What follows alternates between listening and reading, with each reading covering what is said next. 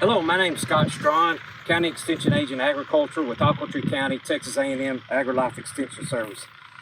I'm here to present to you the hard red winter wheat variety trial grown under dryland conditions at the Moon Vela Farm southwest of Perryton. I'm now going to discuss the protocol and growing conditions for this trial.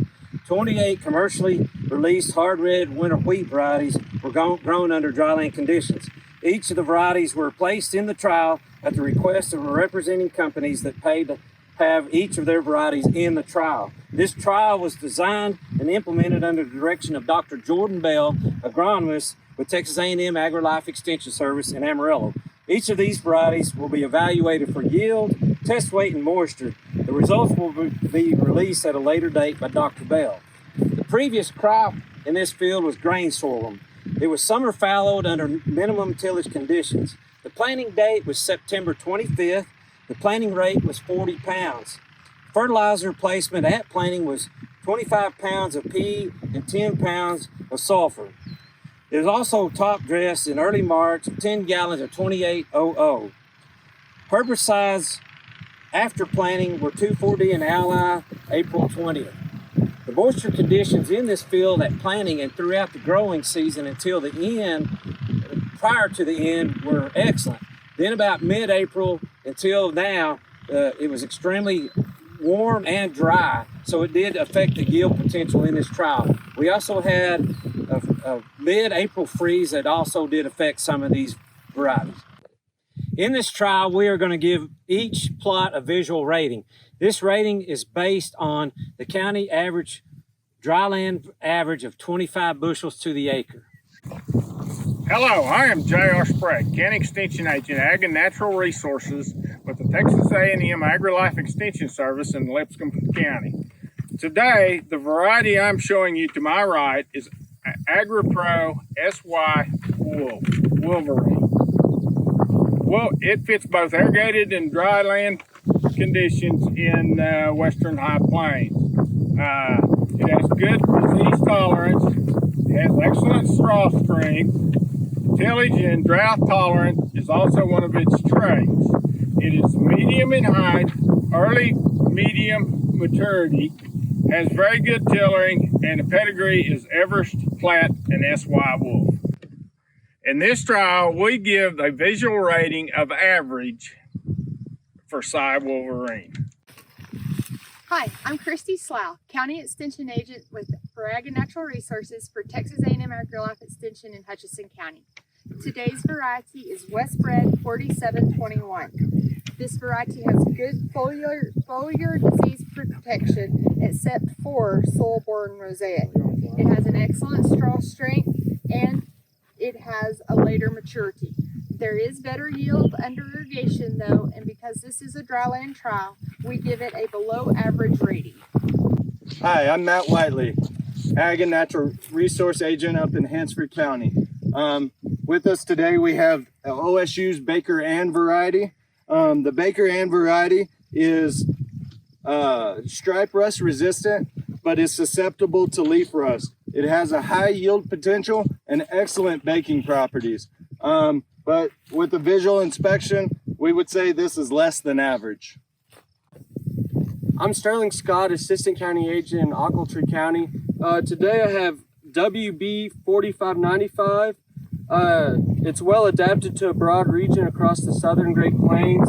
It's very good tilling, has great yield potential and straw strength, moderately resistant to stripe rust, and immediate resistance to leaf rust. Today it has a visual representation of above average. This next variety is Plains Gold Canvas, released by Colorado State University. This variety is medium maturity and strong straw strength. Responds well in high input systems, very good stripe and stem rust resistance, but susceptible to leaf rust. It's also very good in wheat streak mosaic against wheat streak mosaic virus. It's also noted for excellent test weight. We give it a visual rating of average. Variety to my right is OSU Showdown.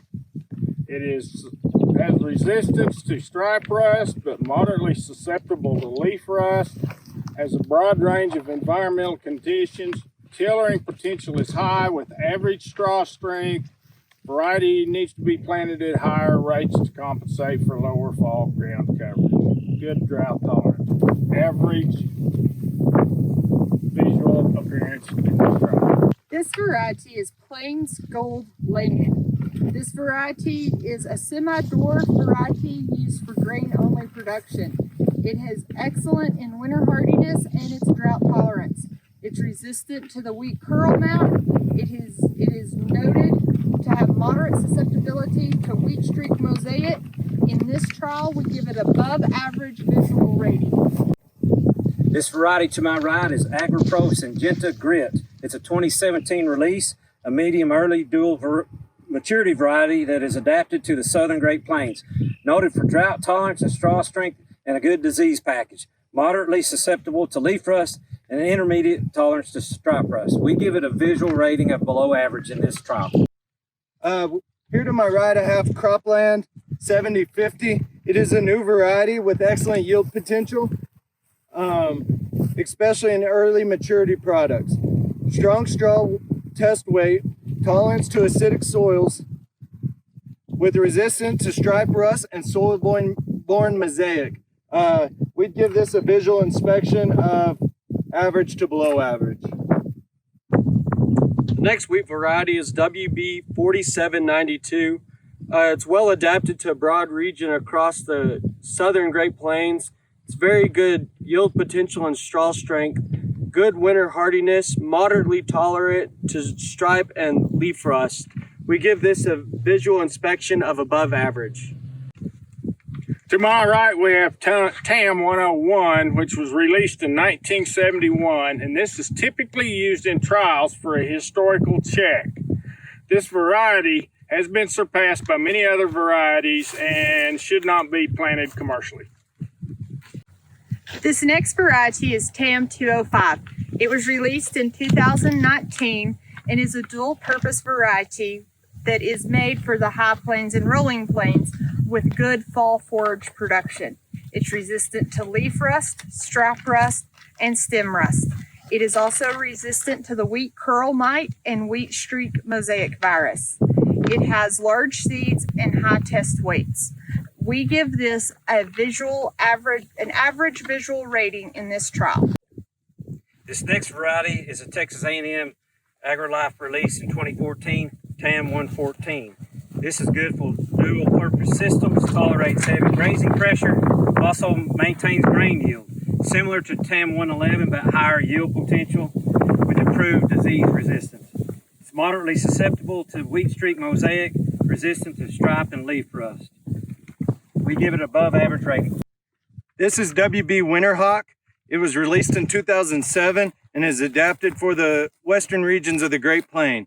Excellent drought tolerance and well suited for dual purpose systems with heavy grazing.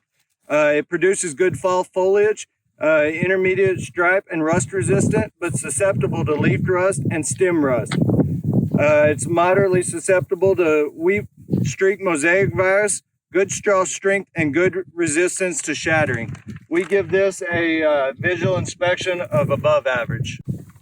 This is CP 7017AX. It's a wheat variety with a strong yield potential and ability to handle stress with a strong drought tolerance.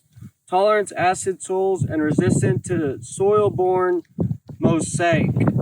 We give this a rating of above average. To my right is TAM 113, a 2011 release from Texas A&M. It is a very good dual-purpose wheat variety, provides good fall forage, moderately susceptible to wheat streak mosaic virus, moderately resistant to stripe and leaf rust, emerges well under stressful conditions, is a very good fall grazer, but it does have an early first hollow stem. We rate this variety visually as above average. This next variety is TAM 112. It was a 2005 release that is a very consistent dual-purpose, high-yielding variety under both dryland and limited irrigation conditions. It recovers well from heavy grazing. It's green bug and wheat curl mite resistant. It has some tolerance to wheat streak mosaic, but it is susceptible to stripe and leaf rust. Today we give it an above average visual rating. This next variety is AgriPro Syngenta Monument, released in 2014. It's resistant to stripe and leaf rust, very good drought tolerance, tolerant of limited grazing, average straw strength. We give it an average rating. Here to my right, I have T158, lima grain cereal seed variety, released in 2009, that is well adapted to the Texas Panhandle. It is moderately resistant to the stripe rust, but moderately susceptible to leaf rust. Intermediate susceptibility to wheat mosaic virus, and extremely drought tolerant. Only tolerates limited grazing though. It's got a very good shattering resistance, and it's a very good straw strength. Today we're giving it a visual grade of above average. The next variety is Cropland 7010. This variety is developed to perform across the plains of Texas and Oklahoma. It has great drought tolerance. It's moderately susceptible to stripe rust, but it's moderately resistant to leaf rust. Today in this trial, we rated this as a visual of average. The next variety is LCS Mint. It's a lima grain cereal seeds of 2012. It's excellent drought tolerance and medium to long coleoptile. It tolerates limited grazing. It's prone to lodge with heavy nitrogen fertility under irrigation. For this visual, we give it above average. To my right, we have Cropland 7869. It was released in 2018. Good resistance to leaf, stem, and stripe rust. It is adaptable to irrigated and dryland acres. Very good straw strength. Provides moderate yield response to increased population due to adequate tillering. Medium in height, it's late in maturity, and has excellent winter hardiness. We rate this as average.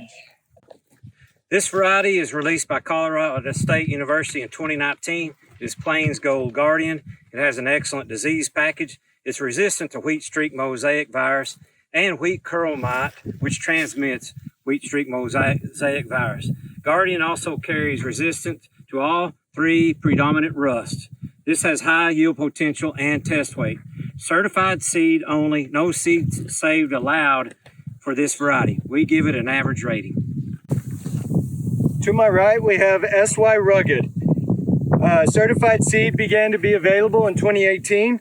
Rugged is adapted to the western high plains and suitable for dryland. Dual purpose variety with good grain and yield potential. Tolerates heavy grazing.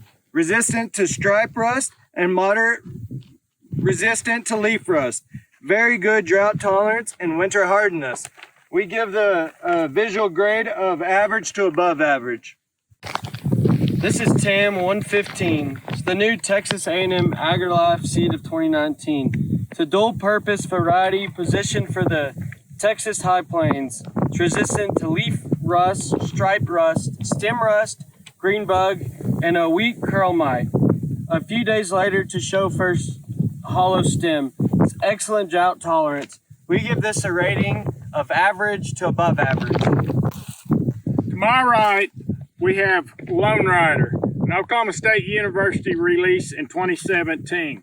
It is a dual-purpose variety with good grain potential. Moderately susceptible to barley yellow dwarf. Intermediate resistance to leaf rust and stripe rust. Noted for rapid establishment in the fall under ideal conditions. It does not recover well from heavy grazing. It is susceptible to sprouting in the head if not harvested on time. We give this a visual appraisal of average. The next variety is TAM 204. It was a 2014 release positioned for the Texas High Plains, Oklahoma, and southern Kansas. A beardless wheat, it's made for heavy grazing and graze out conditions. It is not ideal for grain production due to low test weights. It's resistant to the Hessen fly, wheat curl mite, and green bugs. It's moderately resistant to wheat streak mosaic virus. It's tolerant to acidic soils. It's moderately resistant to stripe rust, stem rust, and moderately susceptible to leaf rust. This produces good fall ground cover, but in the visual rating today, we give it a below average.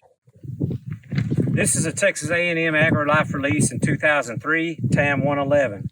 It's susceptible to stripe and leaf rust. It does have good straw strength and very unlikely to shatter. It's a good overall variety for the Panhandle, but only tolerates limited grazing. It has a medium long coleoptile. It is later to first hollow stem. We give it above average rating. Thank you for joining us on this trial. We would like to thank Texas wheat producers for providing partial funding, Dr. Jordan Bell for the planning and evaluation of the trial and the results. We'd also like to thank Noon Vela for providing the field as a cooperator. Have a good day.